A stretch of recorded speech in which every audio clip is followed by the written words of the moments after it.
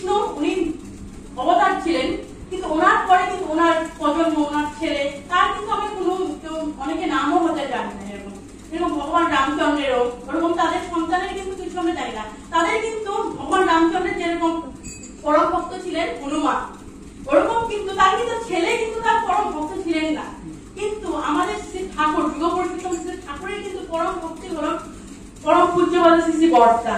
তো এখানে আমাদেরকে দেখিয়ে দিলেন যে পিতা পুত্রর মিলটা কেমন হওয়া উচিত, পুত্রের কি পরিমাণে পিতার প্রতি শ্রদ্ধা ভক্তি থাকা উচিত। তো এটা কেন সম্ভব হলো? একমাত্র ঠাকুরের বিবাহটা ঠিক ছিল, তাই কিন্তু এটা সম্ভব হলো। ঠাকুরের যদি বিবাহটা ঠিক না হতো তাহলে কিন্তু আমরা পরম পূজ্যপাদ শ্রী শ্রী বর্তার মতো মানুষের ধর্মে পেতাম না, ভগবানকে পেতাম না। তো এখান থেকে আমরা দেখতে পারি যে বিবাহ ঠিক হলে কিভাবে সন্তান ভালো হয়। তো ঠাকুরের এই বিবাহ ঠিকের জন্য কিন্তু ঠাকুর আমাদেরকে পরম পূজ্যপাদ শ্রী বর্তার মতো একজন সন্তান দিয়ে যেতে পেরেছেন। তো আগে যারা মহাপুরুষরা ছিলেন, অবতারী পুরুষরা ছিলেন, তারা অবতার ছিলেন, কিন্তু ঠাকুর কিন্তু অবতার নয়, ঠাকুর হলেন অবতারী পুরুষ, যে নিজে ধরাধামে এসেছেন এবং পরবর্তী প্রজন্ম, নিজের প্রজন্ম দেখে বংশানুক্রমিক হিসাবে আচার্য পরম্পরা দিয়ে গেছেন। আর অবতারী পুরুষরা ওই আচার্য পরম্পরা হিসাবে একজন একজন করে আসছেন।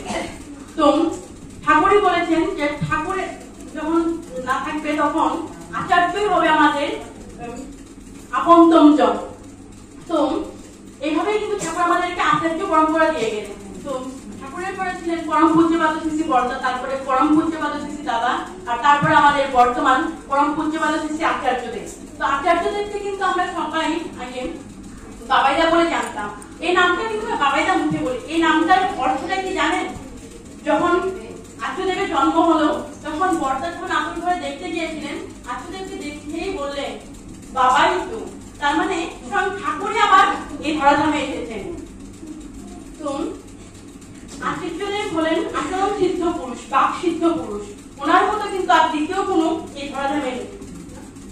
ঠাকুর যা যা আচরণ করে দেখিয়ে গেছেন ওই আচরণগুলোই কিন্তু আবার আচার্যদেব আমাদেরকে করে দেখাচ্ছেন। তো আচার্যদেবের মাঝখান দিয়ে কিন্তু আমরা ঠাকুরকে অনুভব করতে পারি। ওইভাবেই আবার অবিন্দাকে দেখলেও কিন্তু আমরা ঠাকুরের চালচলন এগুলি লক্ষ্য করতে পারি। তো আমাদের আচার্যদেব এবং বর্তমান আচার্যদেবকে এবং অবিন্দার প্রতি আমাদের নিষ্ঠা থাকা উচিত। ঠাকুর তাই বলে গিয়েছেন যে আমাদের ঠাকুর বলেছেন তোমরা ঠাকুরকে ভালোবাসতে পারো না পারো, নিজের আচার্যকে অন্তত ভালোবেসো, তার যাতে কষ্ট না হয় সেই দিকটা ভেবো। তো তাই করণীয়। তো বর্তমান আচার্যদেব আমরা কিন্তু দেওঘরে গেলে তার দর্শন পাই এবং তার মুখের ওই অমৃত বাণীগুলো আমরা শুনতে পারি। তিনি কিন্তু মানুষের, তিনিও সেই রকমই ঠাকুরের মতো মানুষের কাঙ্গাল। তিনি এত কিন্তু ভিড় হয়ে যায়, তাও আজকে বলে যে মানুষই হয় না, মানুষ আপনারা শুধু উৎসবের সময় আসেন, বছরে যে বারে বারে আসতে হয় সেটা আপনাদের খেয়ালই থাকে না, আপনাদের খালি ডাকলে পরে আপনারা আসেন, না হলে নিজের মনে করে নিজের বাড়িতে আসেন না। তো দেখেন উনি কিরকম একজন মানুষ। তিনি বললেন যে নিজের বাড়ি, ঠাকুর বাড়িটা শুধু ঠাকুরের বাড়ি না, ওটা আমাদের বাড়ি বলে তিনি বলে দিলেন। তো কিরকম ভালোবাসা তার আমাদের প্রতি। তো তিনি কিন্তু নিজের জীবনে বেশিরভাগ সময় কিন্তু আমাদের জন্যই দিয়ে দিয়েছেন। এই সকালের থেকে একবার রাত্র অবধি কিন্তু তিনি আমাদের জন্যই নাটমণ্ডপে বসে থাকেন এবং আমরা কিন্তু কেউ কিন্তু ঠাকুরের কথা জিজ্ঞাসা করতে তাকে চাই না, আমরা চাই কি সবাই নিজের সুখ সুবিধার কথা চিন্তা করতে, জিজ্ঞাসা করতে। আমার অমুক হয়েছে, আমার চাকরি হচ্ছে না, আমার ছেলের অসুখ, আমার স্বামীর অমুক হচ্ছে না, আমি ওই জায়গায় মাটি কিনবো, বাড়ি কিনবো। আমাদের কিন্তু সবার একটাই, আমাদের কিন্তু জীবনে ফার্স্ট প্রায়োরিটি ঠাকুর নয়। আমরা কিন্তু সবার থেকে বেশি নিজেকেই ভালোবাসি। আসলে এই কথাটা আমাদের কিন্তু বলেই দেয় এখানে যে আপনারা, আমরা সবাই কিন্তু জীবনে কিন্তু সবার থেকে বেশি কিন্তু নিজেকে ভালোবাসি, তারপরে নিজের মা বাবা, বউ বাচ্চা, তারপরে নিজের জামা কাপড়, নিজের বাড়ি ঘর, তারপরে নিজের গাড়ি, তারপরে কিন্তু ৬-৭ নম্বর আমাদের জীবনে কিন্তু ঠাকুর। কিন্তু যখন আমরা বিপদে পড়ি তখন কিন্তু বলি হে ঠাকুর আমার ছেলেটার জ্বর হয়েছে, এত অসুখ, তুমি বাঁচাও। কিন্তু আমার কি প্রায়োরিটি কিন্তু ঠাকুরকে ৭ নম্বরে, কিন্তু বিপদে পড়লে ঠাকুর তখন ১ নম্বরে এসে যায়। তো এটাই কি আমাদের দ্বিচারী ভাব। তো আসলে বলেছেন আমাদের যাতে মনে মুখে এক হয়, আমরা যদি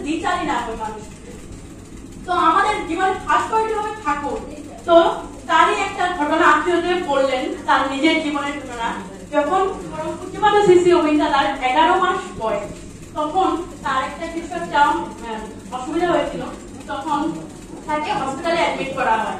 তখন পরম পূজ্যপাদ শ্রী শ্রী অবিন্দাদাকে ওই হসপিটালের অপারেশন থিয়েটারে নিয়ে গেলেন। তারপরে বাইরের দিকে পরম পূজ্যপাদ শ্রী শ্রী আচার্যদেব এবং পূজনীয় বড় বৌরানী মা বসে ওখানে গল্প করছেন। তারা কিন্তু চিন্তা করছেন না কিছু, যে আমার ছেলে কি অপারেশন থিয়েটারে নিয়ে গেল কি হবে। এদিকে কিন্তু আচার্য বললেন যে বড় বৌরানী মতো মায়ের হৃদয় তো আপনারা জানেনই, আমি নয় বাবা, আমি নয় কঠোর হতে পারে, পাথরের মন হতে পারে, কিন্তু তিনি তো মা। তাও কিন্তু দেখেন, তিনি কিন্তু জীবনের প্রথম প্রায়োরিটি হলো ঠাকুর। তাই কিন্তু তিনি গোবিন্দকে নিজের ছেলে বলে ভাবছেন না, ভাবছেন ঠাকুরের ছেলে, ঠাকুর যা করবে করবে। তাই ভেবে কিন্তু ওনারা দুজন ওই হসপিটালের বাইরে, ওইখানে অপারেশন থিয়েটারের বাইরে বসে সুন্দর করে কথাবার্তা বলছেন। এদিকে পূজনীয় মাও খুব চিন্তিত যে আমার নাতিটাকে নিয়ে গেল কি হবে, সবাই এরকম চিন্তায় আছেন। কিন্তু আচার্যদেব এবং পূজনীয় বড় বৌরানী মা কিন্তু কোনো চিন্তা করছেন না, কারণ তাদের কি জীবনের ফার্স্ট প্রায়োরিটি হলো ঠাকুর। তো ওনারা জানেন আমার ছেলে, এটা আমার ছেলে, এটা ঠাকুরের ছেলে, ঠাকুর নিজের ছেলেকে ঠাকুরই ভালো করবে। তো তাদের এই বিশ্বাসটা ছিল। তাই কিন্তু অপারেশন থিয়েটার থেকে যখন পরম পূজ্যপাদ শ্রী অবিন্দাকে বের করে আনলো, অবিন্দা পুরো সুস্থ। তো দেখেন, ঠাকুরের প্রতি বিশ্বাস থাকলে, তিনি যদি আমাদের জীবনের ফার্স্ট প্রায়োরিটি হয়, তখন কিন্তু আমাদের কোনো চিন্তাই হবে না জীবনে। কিন্তু আমরা কি, আমরা নিজেকে ভালোবাসি সবার থেকে বেশি। তাই কিন্তু আমরা ঠাকুরকে যদি নিজের জীবনে ফার্স্ট প্রায়োরিটি দেই, ঠাকুরকে যদি নিজের থেকেও বেশি ভালোবাসতে পারি, তাহলে কিন্তু আমাদের জন্য কোনো চিন্তাই করতে হবে না।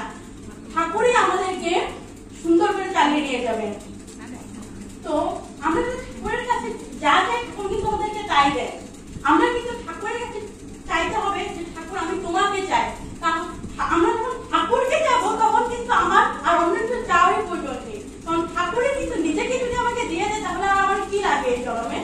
আমি যদি ঠাকুরকে পেয়ে যাই এই জীবনে, তাহলে কিন্তু আমার আর কিছুই